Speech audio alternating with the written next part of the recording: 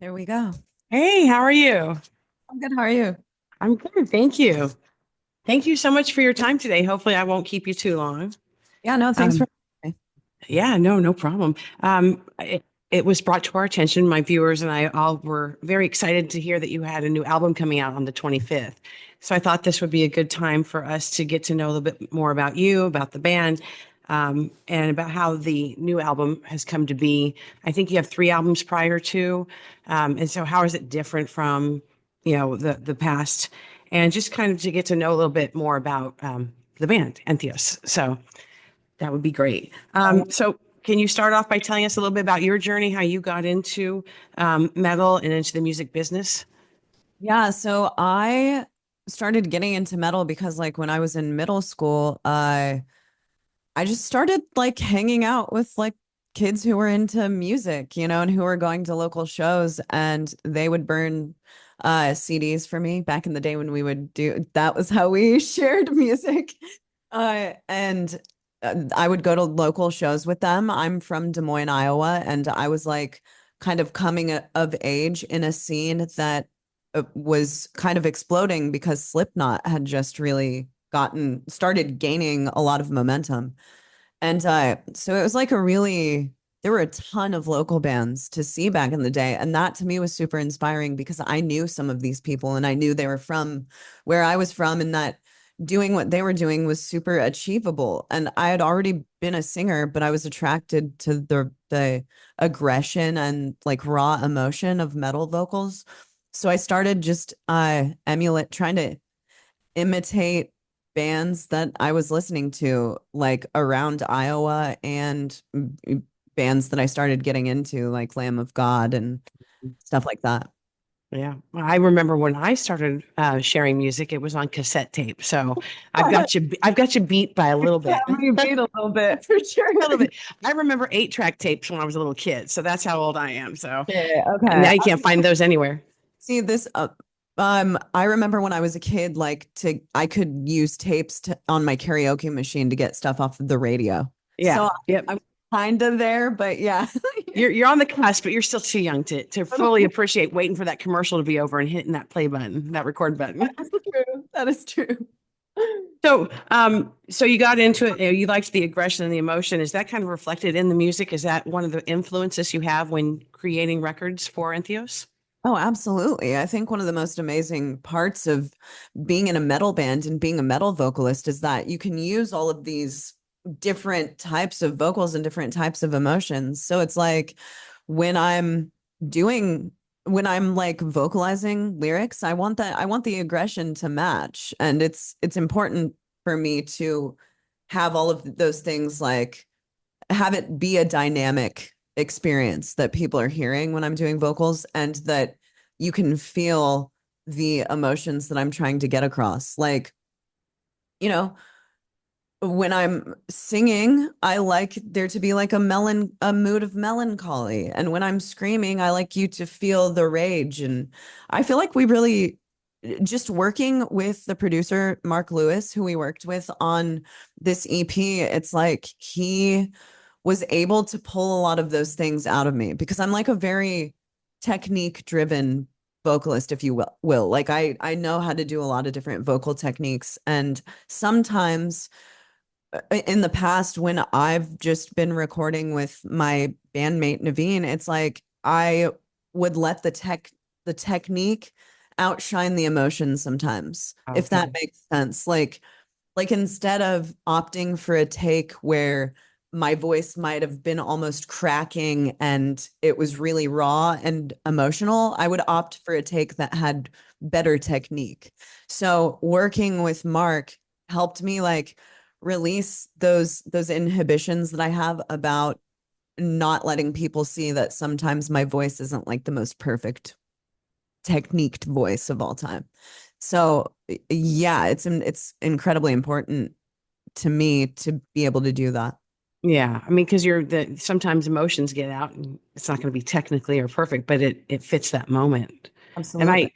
you were here a couple of years ago at Ace of Spades, and you were here just in July as well. But I missed the one in July. But a couple of years ago, you were here, and I just remember I was in the photo pit, and I just remember taking pictures and just seeing just the emotion on your face, and you could see that you were fully invested in making sure that there was an immersive experience for the audience to feel that emotion. Actually, even if they came in and not having those feelings, they're going to leave with having those feelings. So, That's awesome to hear. Thank yeah, you. That yeah, means no, a just lot. Like that, none of that is like stuff that I'm like putting on. It's just that's like how it's come out of me since I yeah. started doing vocals when I was a kid, and it means a lot to me that that can be seen in what I Yeah. do because like a lot of people write in death metal about like killing and stuff that they wouldn't like they're putting themselves in another person's shoes, but a lot of what I write is coming all of what I write is coming directly from me and experiences that I have. So it that like being able to share that with people in that way means a lot to me. Yeah, when we appreciate it, that's for sure. I have two people that were emailing me this morning going, "Are you still doing the interview?" And they said, "Me and my son go every time we see her, every time we can. We think she's great." So it is nice to make sure that you hear that once in a while too. I mean, it's nice for you to know that the fans have connected with you on that stuff. So Yeah, totally. Thank you. yeah.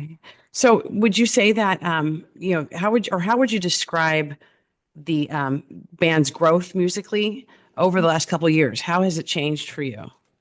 I would just say that we are becoming better and better at pulling all of our influences and all of the things, the sounds that we want to be in the band. Like we're getting better at making all of that a cohesive thing, like making songs out of that rather than having, sometimes. So I guess if you hear like say you hear a rap rock song or a metal rap song, you want to go into it and have that all fit together as one thing. You don't want it to be like, here's a metal part and then here's a rap part.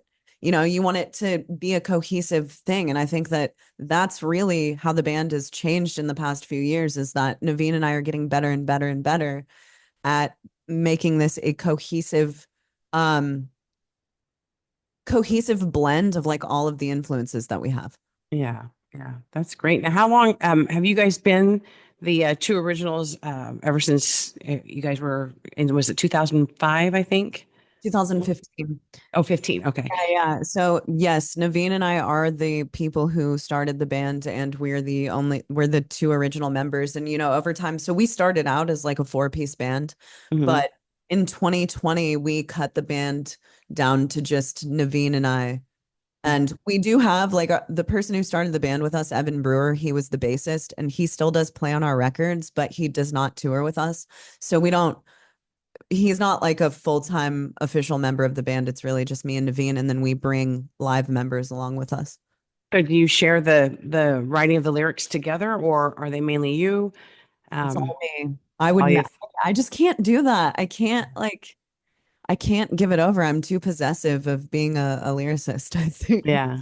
It'd be Like, hard. It would be hard because I interviewed another band a couple of months ago, Necro, and Luca said the same thing. The lead singer, he's like, I write the bulk of it, or or the guitarist will write the bulk of it, but we can't really share the duties. It's really hard. So yeah, and I've written like poetry since I can't remember a time when I didn't do that. Like, even when I was in school, when teachers were doing things, I was just writing poetry.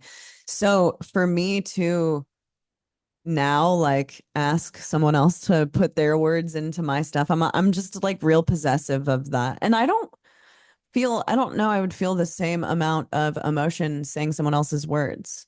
That's not right. that's not to say that if we're in the studio and I need to cut down a phrase that I'm not going to be like, do you guys think this phrase sounds okay? But I'm never going to ask for someone else to write the lyrics for sure.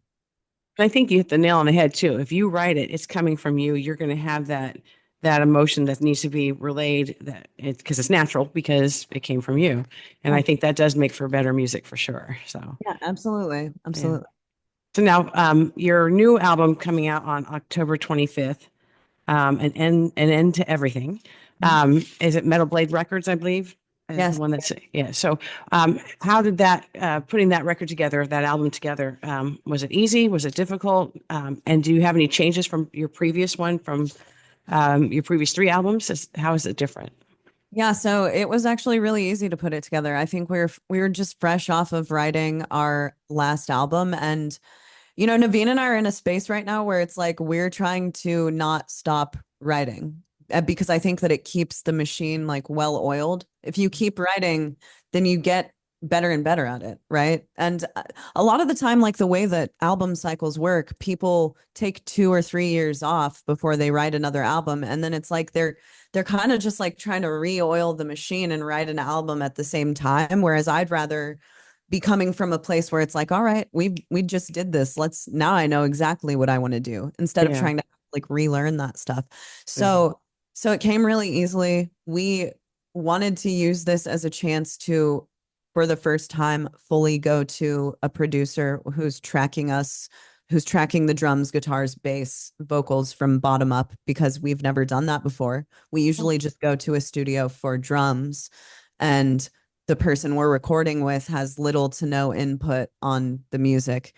And then we do guitars and everything else ourselves. So going to Mark changed the experience a lot. I think it helped us with that cohesive thing that I was talking, the Mhm. cohesion of the music. And yeah, so it was kind of an experiment in doing that to see if we wanted to now go to Mark and do a full album with him, which we're going to do. So we're kind of like Oh, keeping that muscle going. Yeah, we're going back into the mm, studio that's great. at the beginning of December, so it's coming up quickly. Yeah, yeah, it is. And that's awesome. That's why you keep the machine well oiled all the way, all along, instead Yeah. of taking a break. So that's great. So, the album itself, is it coming from a basis on past experiences?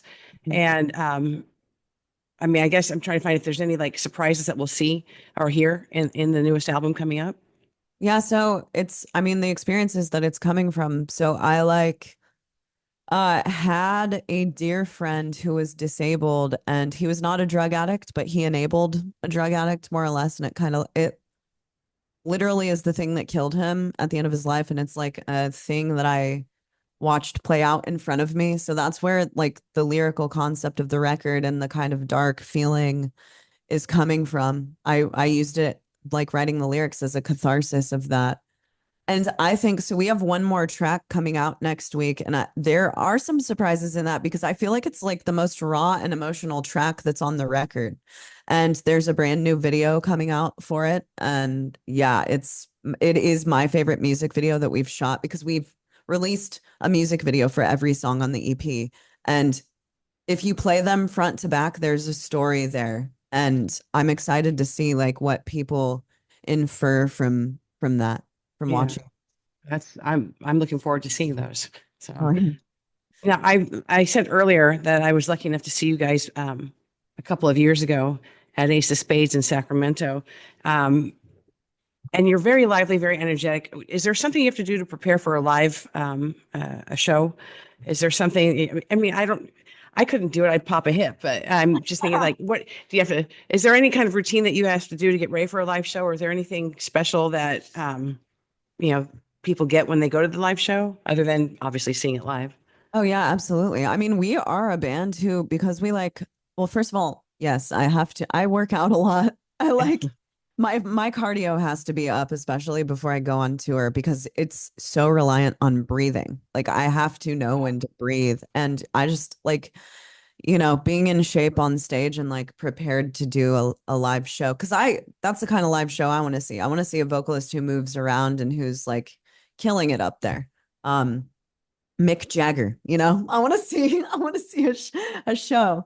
Yeah. But so when people come and see us live, it's like we're just one of those bands who we do play the songs as they are on record, but Naveen is the type of drummer who the fill, like if he does a drum fill, it's probably going to be like an improvised drum fill that's just in the same time signature as we play on record, And since we hire live guitar players and Naveen is the person who plays guitar on record, the last two guys that we've had playing with us are Michael Stansel of the Legion and Scott Carstairs of Fallujah. Andrew Vioretta, who's an interloper, also played with us over the summer. And when you get these different guys to play the guitar parts and do the solos, you hear their spin, their flavor on those solos. So it's like, we want it to be an experience where you're coming to see a live band. And I think that a lot of the time when you see a lot of bands, it's not really like seeing a live band as much as it is seeing like a performance of a record. Do you know what I mean? Like it's not, it's two different vibes. And like we really want to be a live band. So you inevitably see something different when you see us live. Yeah, which makes it more fun too, because it's like you said, the creative license behind it. Yeah, I just saw Fallujah a couple months ago. Oh yeah. Yeah, it would be great to see that. I'm bummed I missed the July 10th when I was already at another event. Um, so are you with this new record, this new album, are you guys going to go back on tour? Oh yeah. We have a tour that we're announcing that's a Southern US tour. It'll probably be in the next like 2 weeks. And we're working on a ton of touring for next year. So yeah, it's gonna be a busy one. I'm not gonna see my cats as much as I want to next year.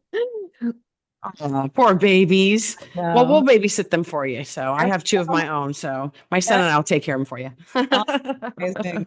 God, I love my cats. Yeah. Oh, yeah. Oh, yeah. I couldn't. It's funny. I had my first cat. I had him for 21 years, and then I had to. He got old. So, and we just got two more, and my son's 15. So he and I are just like, we don't even want to leave the house. I go Yeah. to concerts, shoot photos, I interview people, and then I go play with my cats. We're all good. Yes, exactly. Same. I have two tuxedo cats and Me just too. yours are tuxedos? Yeah, black and white. Yeah.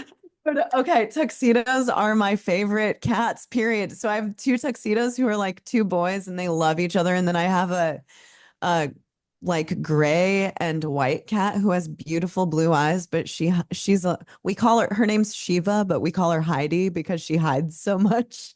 But the Funny. two tuxedos, dude, tuxedos, my oldest tuxedo Pappy like won my heart. And now then we had to get the younger tuxedo Gizmo, and it's like they're just Gizmo. yeah, they're like the kookiest cats, they just Yeah. the funniest shit and Yep. they talk to me all the time and they're cuddly and it's like the perfect package of cat. Yep. Exactly. Mine's a little crazy but likes to snuggle only for a little bit and then, lets me know when she's done. Yep. So Yep. it's So always fun. So looking ahead for the band, in the next few years, you said you're going to start recording again in December and then maybe doing some tours after that. Is there anything else is there anybody that you'd like to collaborate with or that you haven't yet? Or is there well, yeah, we're any other talking things you about want to do? Felicia and we're talking about Scott Yeah. filling in for us. I think I want Scott to be on a song. I want Stancil to be on a song, and I think that we'll start doing like guest stuff with them. And I also would really like to just like write us.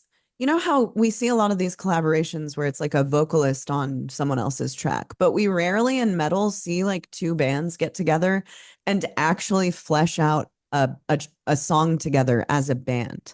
Yeah. And that's something that I really want to do. And I'm sure that Naveen and I will figure out a way to do that because I think that could be just like absolutely brilliant. Yeah. And Well, yeah. so many of us already fill in for each other and play shows together and are really good friends. So why not like take advantage of that? Yeah. Absolutely. Absolutely. I was going to also ask you, you being one of, I mean, there's a lot of women-fronted metal bands out there, but not a lot. I mean, obviously, it's still a male-dominated area. But how has that been for you? Have you seen any problems or concerns with that, or has it been to your advantage to be one of the few?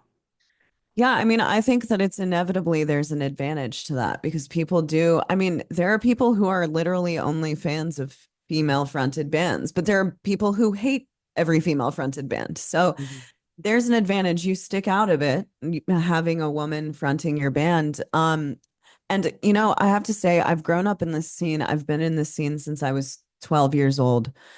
I have had insanely good experiences with just the people around me, the people that I tour with. I've never had an issue on tour where it's like this person is doing something to me because I'm a woman. Like people are, I even think that a lot of the time people go out of their way to be really nice to me because of that. You know, like Yeah. people, I've always felt welcomed in this community. And if I didn't, I would have left it a long time ago. Yeah. Uh, that's not to say that everyone has this great experience. And I do think that there obviously is like misogyny exists. There are terrible things that happen to women in this world. I have been lucky to have a fantastic experience and been around nothing but like intelligent, amazing individuals who have made me feel welcomed for a very That's long. great. Yeah. That's great. You'd mentioned that you'd been in this in the metal business since you were 12. Mhm. Who was your music influences back then? Who was the first one that you listened to that you went, I'm going to do that? You know, so I listened to like System of a Down a lot, obviously Slipknot, all of those bands, but the first person who really was like my journey down the rabbit hole of where I'm at now was Randy Blythe because Oh, when I heard Lamb of God, I was like, this dude has a crazy range and you can understand everything that he says. And I really I still aim for that. I want people to be able to hear the words that I say. And Randy just like he was the first tipping point of like, okay, that direction is where I want to take my vocals. that's great. That's great. Well, is there anything else that you'd like to share with the people that listen to my little Zoom cast? I don't call it podcast, but my little Zoom cast out there I love about the album coming up? just enjoy it, read the lyrics, look at the art, watch the videos, and interpret it in your own way. And I'm excited to hear what you all have to say about it. And beyond that, just remember that beyond music, beyond all of this stuff, you have one life to live out there. So make sure to remember to live in the moment and live your life to the best of your ability. That's what's important in this world. Wise words, absolutely. And that's something that takes some people decades to learn. So I'm glad you were able to dispense that information for us because it's really important for people to understand you only have the one life. So well, I appreciate your time today. Thank you very much. And again, it's October 25th. Yep. The album's coming out and an end to everything. Yep. On Metal Blade Records. And when I put this up, I will probably put a link to it so that people can pre-order or order it through Metal Blade Records after they listen to this. So, Amazing. Thank you so much. Thank you well, for having thank you. me and thank you for your time. It means a lot. Anytime. Have Thank a you great so much. You too. Thank you.